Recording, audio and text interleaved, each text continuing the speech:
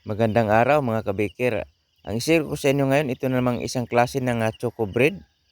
Mga kabikir, panoorin yung video para malaman nyo kung paano niluto ang palaman at kung paano ito pinigura. Napakadaling gawin lang nito mga kabikir, kayang-kayang gawin nyo ito. Unahin natin ang paggawa ng palaman, lutuin natin.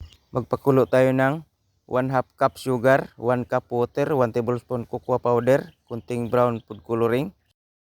Ibukod ang paghalo sa 1/2 cup water at 1/4 cup cornstarch. Haluin hanggang sa lumapot. Parang nagluto lang din ng pineapple pie mga kabikir. Pagkatapos ganito na, hanguin na, palamigin. Isunod natin ang dough, 1 3/4 cup bread flour. Isunod natin ang 1 teaspoon yeast, 1/2 teaspoon salt, kunting yellow food coloring optional, 1/2 cup water. Haluin lang natin, maglagay tayo ng 1 tablespoon margarine. Haluin. 4 minutes ko itong mix mga kabikir. Maglagay lang tayo ng oil sa paghalo natin para hindi dumikit sa ating kamay at madaling haluin. Pagkatapos pinutol ko ng 50 grams. Pagkatapos kong maputol, binilog ko. Pagkatapos kong mabilog mga kabikir, pinapaalsa ko ng 1 oras bago ko nilagyan ng palaman. Ito 1 oras nakat lang natin. Ganito lang maglagay ng palaman mga kabikir. Para hindi tayo mahirapan sa paglagay ng palaman, ang palaman is ilagay sa plastic, tapos ang plastic butasan natin. Ganito lang mga kabikir, tapos hiwaan natin ang bandang dulo. Saka natin ipagpatuloy sa ating pag-roll. Ganyan ang itsura niya mga kabikir. Mas maganda kasi mga kabikir kapag marami tayong alam na klaseng tinapay para maraming mapagpilian ng ating mga customer.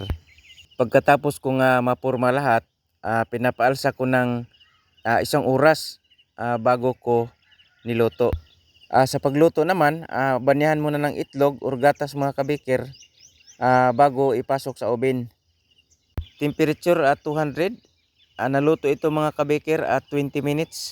Pero tingnan nyo lang din, pagka 15 minutes pula na, brown na, pwede nang hanguin. Pagkahango, init pa, pinahiran ko ng margarine or butter mga kabikir, pwede. Para kumintab siya, maganda sa tignan. Ito na mga kabikir, ang finished product ng ating choco bread.